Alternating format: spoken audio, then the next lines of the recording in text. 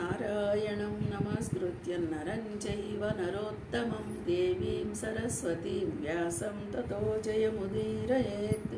హరి ఓం. ఓం శ్రీకృష్ణ పరమాత్మనే నమః. శ్రీమద్భగవద్గీత అధః షష్ఠోధ్యాయః ఆత్మసంయమయోగః. ఆరోధ్యాయము 31వ శ్లోకం.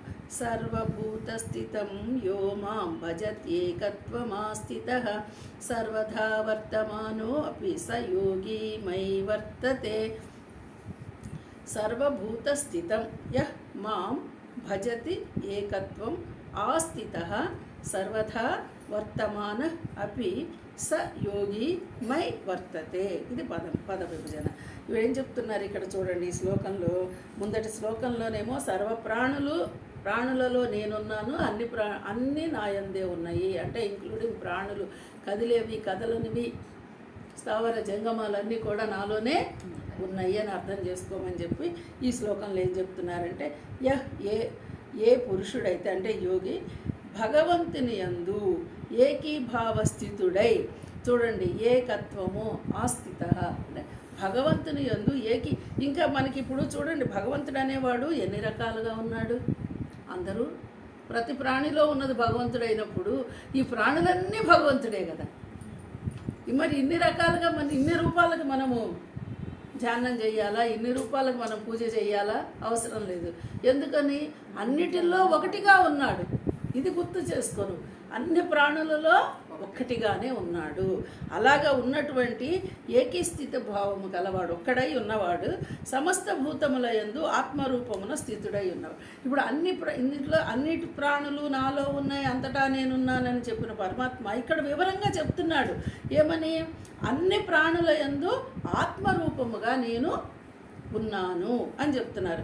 మరి అలాంటి ఆత్మరూపముగా స్థితుడై ఉన్నటువంటి పరమాత్మ నేను సచ్చిదానంద ఘన వాసుదేవుడు అండి. ఇక్కడ ఏంటి మళ్ళీ నేను ఘనము, ఇంకా దానికి ఎక్కడా కూడా కదిలిక ఘనం అంటే స్థిరముగా నేను ఉన్నాను. ఇంకా దీనిలో ఎట్లాంటి మార్పు లేదు, అన్నిటిలోనే స్థిరంగా ఉన్నాను.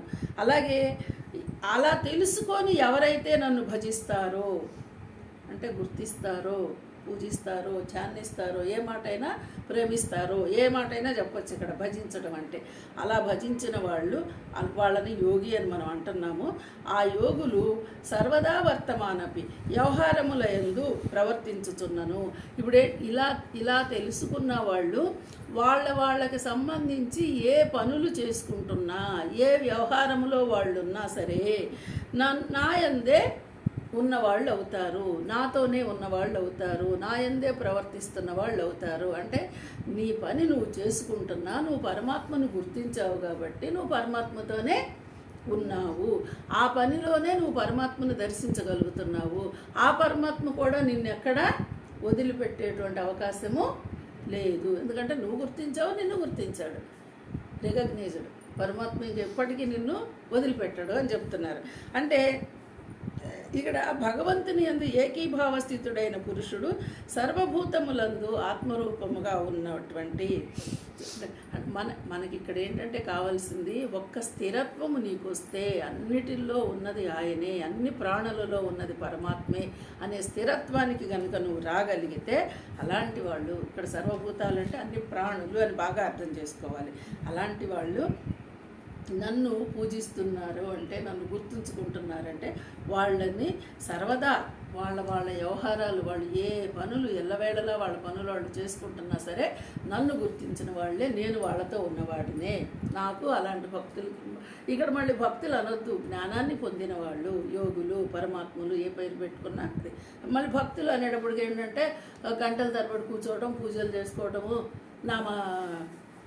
స్తోత్రాలు చదువుకోవడం, మళ్ళీ అలా ఆలోచిస్తారేమో. అది కాదు, ఈ రకంగా గుర్తించగలిగిన వాడు అని మనం గుర్తుంచుకోవాలి.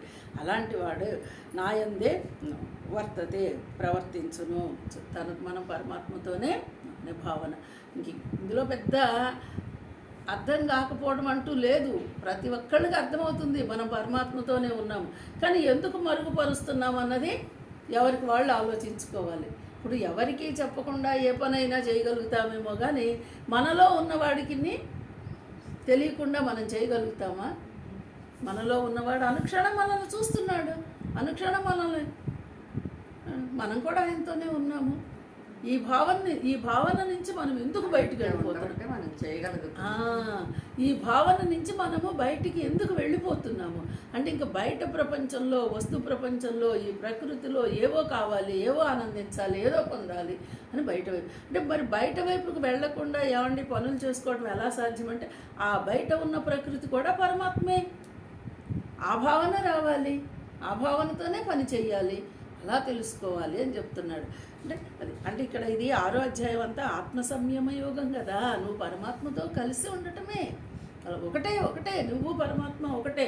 ఈ భావనే ఎక్కువ మనం చేసుకో, 1కి 10 సార్లు అదే మాట గుర్తుంచుకోగలిగితే మనం ఆ పరమాత్మనే అవుతాం. పరమాత్మవే అయిపోయావు, ఇంకా వేరే ఏమీ లేదు. ఇలా తెలుసుకోమంటున్నారు. హరి ఓం. ఇది కూడా